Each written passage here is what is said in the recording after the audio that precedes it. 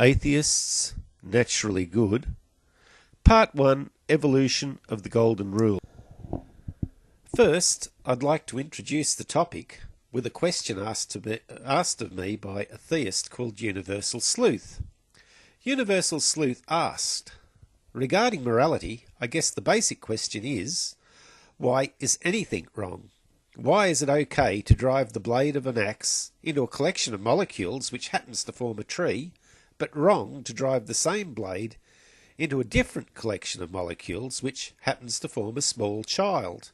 On what basis do we assign value to some things, like people and animals, but refrain from assigning value to others? I find it an interesting question as it asks, what is the basis of right and wrong? And secondly, it shows the subjective nature of morality. The tree may not hold thoughts as we do, but from its perspective, chopping it down would be wrong. The tree certainly values its own life. We can see this expressed when a tree is attacked by borers. The tree will release toxins to protect itself. This value arises naturally in the tree from the process of evolution. When a trait appears by way of mutation in the tree's genome, if that trait aids the reproductive success of the trait will be passed on. The basis of right and wrong is a question for both atheists and theists. First, let's consider a question that arises from Euthyphro's dilemma. Is what is morally good commanded by God because it is morally good? Or is it morally good because it is commanded by God? On the one hand, if what is morally good is commanded by God because it is morally good, then God is merely a translator of the moral law and not a lawgiver. The implication of this is that if God were to be taken out of the picture, moral standards would still exist. Throughout history, a large number of theists have ascribed to this position. However, if you hold this position, then the answer to the question, on what basis do we assign value to some things but not others, is the same for atheists as it is for theists. The answer would be that it is intrinsically there. If, on the other hand, what is morally good is commanded by God, then morality is subjective to God and not absolute. Furthermore, this implies that there would be no rational explanation available as to why God would choose certain actions to be moral. For if there was a reason, we would not need to say that morality was subject to God's will. In this second scenario, morality is arbitrary. Arguably, if God said that rape was acceptable, then in this scenario, that would make rape moral. Of course, atheists do not ascribe to this model of morality. Albert Einstein once said, "Morality is of the highest importance, but for us, not for God." This hints at the relative nature of morality, and by that I mean morality that is relative to mankind, but not totally subjective, in that there is common agreement across various cultural groups. The original question posed by Universal Sleuth could not even have been asked legitimately if there was not common agreement that it was wrong to kill babies but acceptable to chop down trees. That was an implicit assumption of the question. Now I want to show how the appearance of absolute morality can come about through natural causes. Have you ever heard the expression, "Smile and the world will smile with you"? Or have you ever yawned and found that those around you will yawn? It seems that there is an explanation for this. We all seem to have what are known as mirror neurons. When we see someone else perform a task, our brain will mirror the response in our own neurons, but not necessarily to the level that it makes us act. The existence of mirror neurons was first noticed in macaque monkeys. Wikipedia gives an explanation of mirror neurons. A mirror neuron is a neuron that fires both when an animal acts and when an animal observes the same action performed by another animal, especially by another animal of the same species. Thus the neuron mirrors the behaviour of another animal, as though the observer were itself acting. These neurons have been directly observed in primates and are believed to exist in humans and other species, including birds.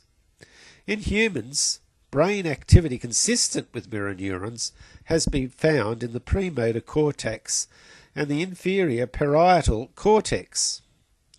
Actually, mirror neurons do exist in humans, not because we can test for them directly with electrodes in the brain, but once it was established that a large number of primate species contain the neurons, we can conclude that the mirror neurons evolved long before humans branched off from other primates. Hence we have mirror neurons. Mirror neurons could have evolved because they offered the individual an advantage in being able to copy the skills developed by other individuals. But they also allow us to feel empathy with others. From an evolutionary perspective, this could mean that the mirror neurons, which primarily evolved to allow us to learn, were co-opted for mirroring the feelings of others. On the topic of empathy, if we return to Universal Sleuth's question, on what basis do we assign value to some things like people or animals, but refrain from assigning value to others? The answer is we can empathise with the pain felt by people, babies and animals, but other things, such as trees, don't feel pain. The Golden Rule has developed in all societies. The great atheistic philosopher Epicurus said in the 3rd century before the Common Era, "It is impossible to live a pleasant life without living wisely and well and justly, agreeing neither to harm nor be harmed. And it is impossible to live wisely and well and justly without living a pleasant life." Christianity inherited the Golden Rule from Hillel the Great. Hillel was the leader of the Pharisee school. Hillel stated the Golden Rule as follows: "That which is hateful to you, do not do to your fellow. That is the whole Torah, the rest is the explanation. Go and learn." The Golden Rule does not work on its own. To work, it requires an understanding of the feelings of others.